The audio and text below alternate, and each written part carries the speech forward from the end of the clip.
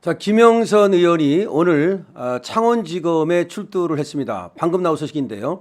속보 전해드리겠습니다. 소식을 전하기 앞서서 아직까지도 강신업TV 구독자가 아니신 분께서는 지금 바로 구독 버튼을 눌러주시기 바랍니다. 더 좋은 방송으로 보답하겠습니다. 자, 김영선 의원 오늘 창원지검에 출두를 했는데요. 9시 40분쯤 피의자 신분으로 창원지방검찰청에 나와서 취재진들에게 얘기를 했습니다. 대선 여론조사 비용 등의 이야기는 최근에 여러분이 낸 기사를 보고 알았다. 나는 아무런 자료가 없다. 강혜경 씨가 나한테 함정을 팔려고 이야기했다라고 말했습니다. 그러니까 김영선에 대해서 얘기하는 것은 강혜경이가 김영선에 대해서 함정을 판 것이다. 명태균 씨와 김건희 여사의 소통에 대해서 어떻게 생각하느냐라고 기자가 물으니까 일반인도 누구나 의견을 전달할 수 있지 않느냐. 정치는 끝까지 들어야 한다. 그래서 김건희 여사가 끝까지 들으려고 한 것이다. 오히려 김건희 여사는 그렇게 들어준다는 점에서 정치인보다 낫다. 대한민국의 여성을 마녀 사냥하는 걸로 끌고 가고 있다. 라고 주장을 했습니다. 검찰은 말이죠. 김영선 전 의원을 상대로 지난 2022년 6월 창원 의창 보궐선거 당선 후에 20여 차례에 걸쳐서 명태균 씨에게 세비종 9천만 원 상당을 건넨 거. 이것이 공천 대가인지 여부를 집중적으로 조사할 계획입니다. 검찰은 조만간 명태균 씨도 불러서 조사하겠다는 입장인데요.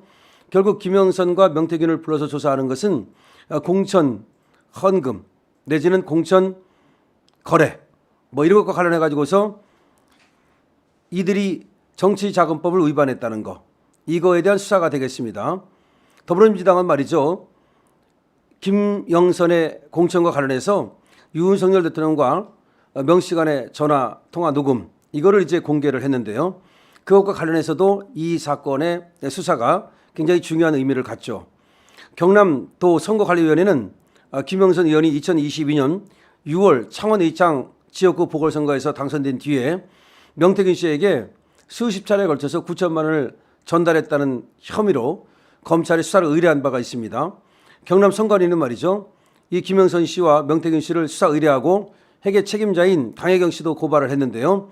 그래서 이것이 창원지검으로 넘어가고 창원지검에서 김영선, 명태균 그리고 강혜경 씨에 대해서 지금 조사가 벌어지고 있는 겁니다. 그런데 이렇게 수사가 시작되고 나서 강혜경 씨는 지난달 21일 국회 법제사법위원회 국정감사의 증인으로 출석해서 명 씨가 자신이 실질적으로 운영하는 여론조사 기관인 미래한국연구소를 통해서 윤석열 대통령에게 유리한 그런 여론조사를 해주고 그 비용 3억 7천만 원 받지 않았는데 그 대가로 김영선 의원의 공천을 받았다고 주장을 하고 있습니다. 강혜경 씨의 일방적인 어떤 주장이라고 볼 수 있는데요. 근데 여기에 대해서 오늘 중요한 얘기가 나온 겁니다. 김영선 전 의원이 나와가지고서 자기는 그 당시에 어떤 자료를 갖고 있지도 않고 실질적으로 잘 알지도 못한다. 기사를 보고 알았다. 그런데 자기 밑에서 일하던 강혜경이라는 사람이 그런 어떤 자료를 가지고 갔는지 모르겠지만은 함정을 판 것이다. 이렇게 얘기를 하고 있는 겁니다. 그러니까 김영선은 자기는 억울하다는 얘기를 하고 있는 것이죠. 그렇다면 이런 상황이 왜 벌어졌는가가 이제 어느 정도 견적이 나오는데요. 김영선이가 뭔가 지금 공천과 관련해 가지고서 불만을 품고 뭐를 터뜨리고 뭐를 제보하고 뭐를 고소고발하고 그건 없습니다. 지금 나오는 얘기 보면은 김영선 밑에 있던 보좌관들이라던 강혜경이가 지금 사달을 일으키고 있는 것이거든요. 강혜경은 실질적으로 국정감사장에 나가서 마치 김건희 여사와 윤석열 대통령이 이 김영선 의원의 공천에 개입한 것처럼 그렇게 주장을 떠들어대고 있습니다. 그리고 이걸 민주당은 이용하고 있는 거죠. 이걸 가지고 장애 집회를 나선 것이죠.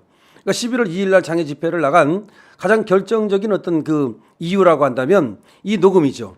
자, 그런데 창원지검에서 바로 이런 것들에 대해서 수사가 이루어지고 있는 것이고 지금 김영선이가 오늘 불려나갔기 때문에 전국이 말이죠. 지금 모든 언론이 여기에 시선을 집중하고 있는 거죠.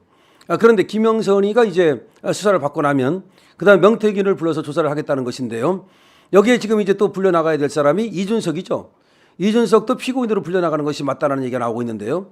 왜냐하면 김영선 당시 창원 의창 보궐선거에서의 공천 당시 그때 대표는 이준석이었고요. 공관위원장은 윤상현이었는데 이준석이가 그때 공천을 갖다가 해준다고 했다라는 얘기를 명태균이가 강혜경 씨한테 했던 그 녹음이 저번에 터져 나왔거든요. 거기를 이제 전력 공천 지역으로 하는데 김영선이가 앞서는 그런 어떤 여론조사를 갖고 오기만 하면 그러면 이준석이가 공천을 해준다고 하더라. 그러면서 명태균이가 가혜경 씨한테 얘기를 하잖아요. 그런 어떤 여론조사를 해내라 이렇게 얘기를 하는 것이 저번에 드러났지 않습니까? 자, 그러면 이 사건은 말이죠.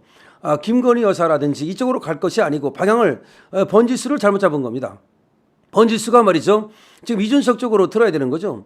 그리고 7불사의 그 이상한 어떤 한밤의 공작, 한밤의 7불사 해동 이것이 무엇인가를 확실히 밝혀내기만 하면 7불사에서 왜 만났느냐, 그다음 만난 사람이 누구냐, 뭐 때문에 만났느냐 이것만 밝혀내기만 하면 이것이 김건희 여사와 관련이 없다는 것을 확실히 알 수가 있거든요. 그럼 녹음이 있잖아요. 그 녹음은 다시 한번 말씀드리지만 명태균이가 말이죠.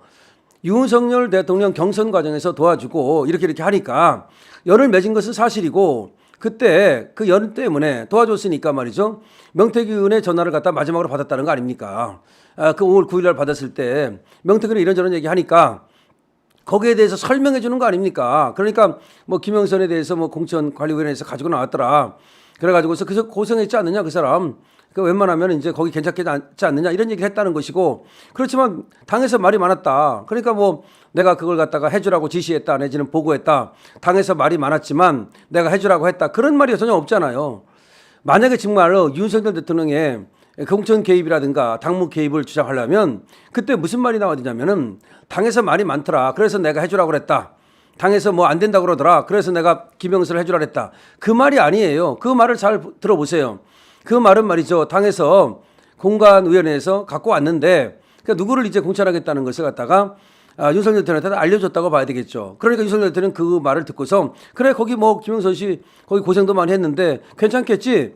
그러니까 미리 이미 결정된 걸 갖다가 그거 괜찮겠지라는 의견을 제시한 것뿐이에요. 그 사람 고생했으니까 웬만하면 거기 해주지. 그 말입니다. 그럼 이 말에 의해서 공천이 된 것이 아니고 공천이 이미 결정되고 나서 이거 이준석에 의해서 윤상현에 의해서 이미 공천이 결정되고 나서 그런 다음에 그걸 나한테 알려주길래 그래서 김영선 괜찮겠다라는 말을 했다는 겁니다. 이 모든 것이 다 드러났어요.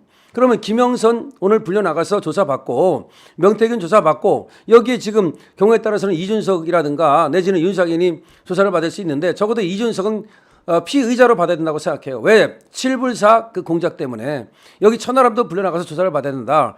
피의자로. 자, 그렇게 돼서 이 사건을 끝내면 되는 거예요. 명태균도 얘기하지 않습니까? 자기가 나중에 김건희 여사한테 미안한 생각이 들었다. 왜 미안한 생각이 드느냐?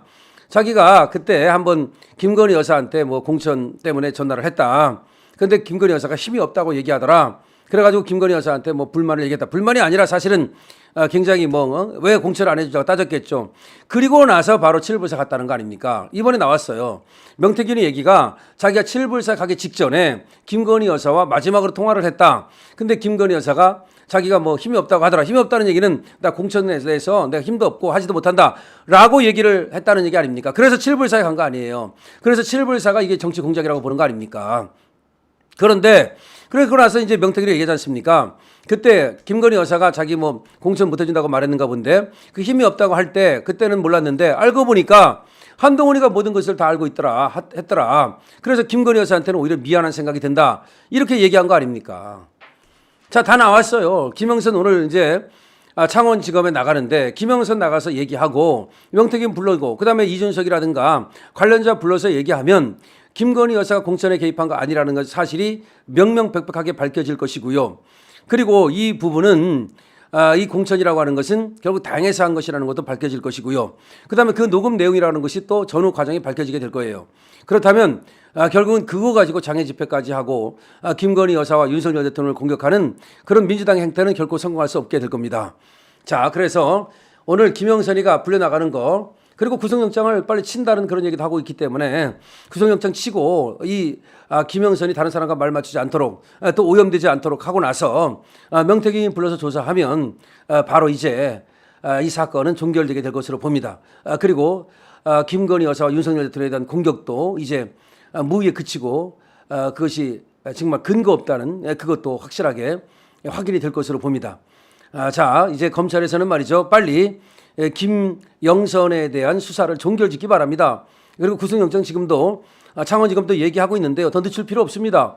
바로 구속영장 치고요. 명태균도 사전 구속영장 치고요. 그래서 빨리 구속시켜 놓고 나서 명태균과 김영선 사이에 오고 간 돈, 이거는 뭐 정치자금법 위반으로 처벌하면 되는 거고, 그거 말고 지금 김건희 여사가 공천에 개입했나 이거 부분을 갖다 확인해서 그거를 갖다 국민들한테 알리고 말이죠. 그래서 저 민주당이 그거 가지고서 뭐 대통령의 어떤 탄핵을 얘기하는 거, 이것이 전혀 근거 없다는 것을 확실하게 좀 밝혀주길 바랍니다. 강신업 TV입니다.